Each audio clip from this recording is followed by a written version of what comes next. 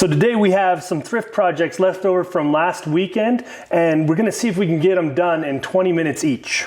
3 products given a cottagecore farmhouse vibe in 20 minutes. I think we can do it. I'm going to be spraying first, getting the coat on. We're not including dry time in this, so just actual working time. And then Zeb's going to get started hand painting his saw blade. This is a saw blade that Jamie picked up off the side of the road in a free pile. I'm just going to take off the handle and give it a quick sand. I already sanded the other side. I don't want the rust to be on there and have it come bleed through my scene that I'm gonna paint. I'm gonna be doing a little farm with some sheep and maybe a couple trees. I'm just gonna get my base coat of sky and ground on here. So I've got beadboard and water lily, and I'm just gonna brush them on here. Get a quick little coverage, just blend them a little bit, just not anything crazy. I don't wanna go super detailed with this because I've got to get it done in 20 minutes, and I could probably spend 5 hours on this if I'm not careful. Zeb probably will spend 5 hours on it. But it's enjoyable, right? Like, you know, yeah. You gotta have fun. Sky blended on. So this is prairie gray. I've still got some white on my brush and some blue. And then I'm gonna come in with some old 57 to brighten that up. And we'll just meet them about where I think the ground should be. I'm just mostly guessing. Your horizon's not gonna be completely flat, so put some hills and stuff in there, some happy little hills. To purchase the paint and products that you see us use today, you can go to jamirayvintage.com.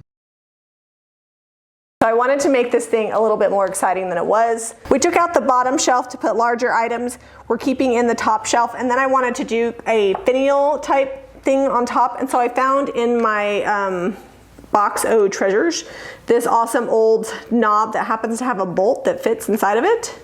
And so we're going to staple this down on top to give it a little like platform to stand on, so it doesn't just look like a knob on top of it and looks more like a finial. And then we will, when it dries, we'll drill a little hole in here and then put this piece on here. Glue. Then I need to find the center. Does that look good, Zeb? Sure. Zeb's gonna make it perfect. And then once he nails it, then I'll wipe off the excess glue. Zeb's gonna nail this in for me. Is it straight? Straight enough. Straightish. Now just to make sure it fits. We're going to be using our HVLP paint sprayer. We're using DIY's paint and beadboard. It's a lot faster than trying to brush the insides of things, especially these 2 projects that could go so much faster spraying it. We've got a lot of videos on this, so we'll link them below, but the basic formula is 3 parts paint to 1 part water, plus about an extra tablespoon. Always test before you spray, but if you want all the details on spraying, check out our playlist for the behind the scenes of setting it all up. All right, really quickly, I'm just gonna sketch out like a quaint little barn. Nothing fancy. We don't have time for fancy today.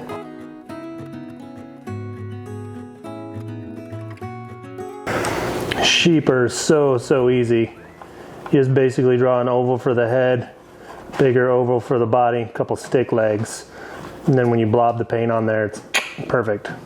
So I asked Jamie what color she wanted the barn. Did she want it white? And she's like, isn't that the only option?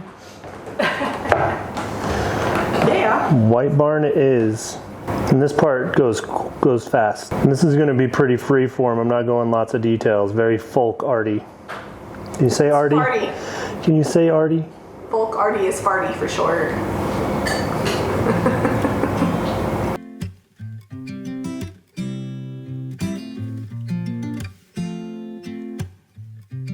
So on these, I just mixed up some Queen Bee, Old 57, and Water Lily until I liked it, and I'm grabbing some variation in tone off of what's essentially like a waste scrap board.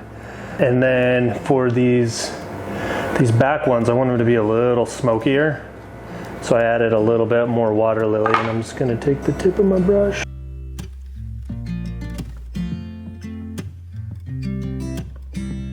We're gonna need some more trees. I might have to come back over with some green because I should have added the trunks first.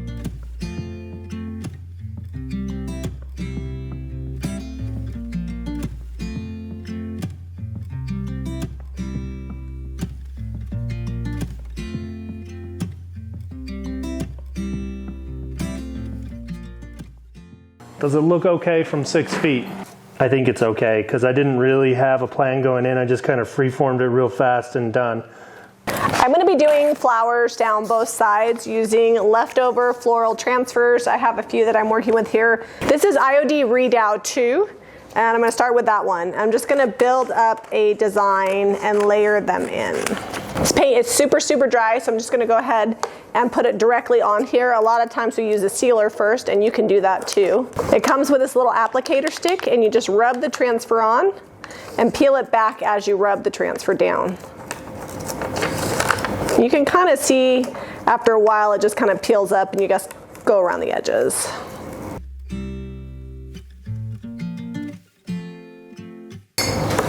So didn't we have a tube that had butterflies in it? I'd like to add some butterflies to this. I think it'd be fun.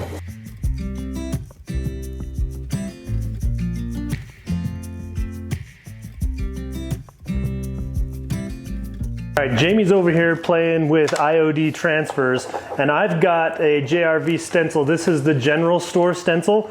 I thought that this would be the perfect piece for that because it's nice and wide, fits on there really well. I'm just gonna stencil it in weathered wood. All right, let's see if I was too hasty or if it's just right. You know, these nice thick industrial grade stencils work out pretty well. They let you make a lot of errors and they still look good. They're pretty forgiving. I decided to add a little something extra to this one.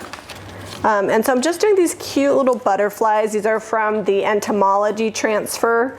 They come in a flat pack now, but I'm just using an old tube. Some of these transfers, I love to like keep them and save them and use them on a bunch of different ones. So that way, it just doesn't look one-dimensional. It's got some interest to it because I feel like sometimes people just use an entire transfer. They don't do anything interesting. But when you layer them on and mix and match, you can create a look that's all new. So I'm going to do a couple butterflies on the other side. Just some light distressing on these two pieces. I added this laurel wreath from our Grateful, Thankful, Blessed.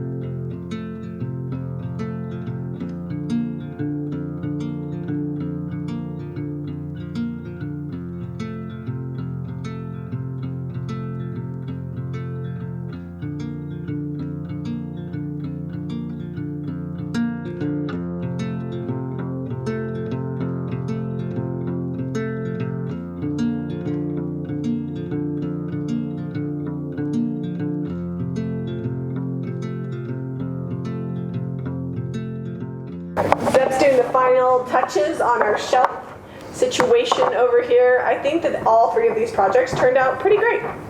Yeah, it was just a quick little, some scrap pieces and some extra pieces, and then 2 stencils here. We were trying to do 3 thrift flips in 20 minutes. This one probably took me 30. But this one only probably took like 15. Yeah, it averaged out. Yeah, the average is good. We actually got, I was saying thrift flips, but actually this item and this item I got free on the side of the road when I was coming home the other day. So these 2 were free. This one was $5. We've got them all on our website now, so if you're interested in buying them, you can go to jrvhome.com. If you have your own projects and you want them to look similar, we're going to link each of the items we used below, and they're at jamirayvintage.com. Be sure to give this video a thumbs up and subscribe to Jami Ray Vintage for more DIY.